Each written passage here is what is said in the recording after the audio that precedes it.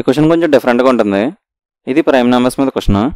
Prime numbers అంటే 2, 3, 5, 7, 11, 13, 17, 19, 23 and so on.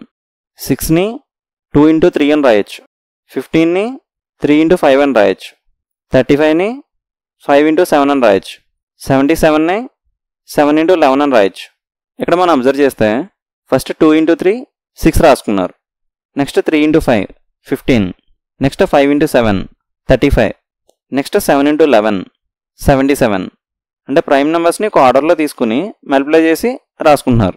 So next 11 into 13 11 into 13 143 సరిపోయింది.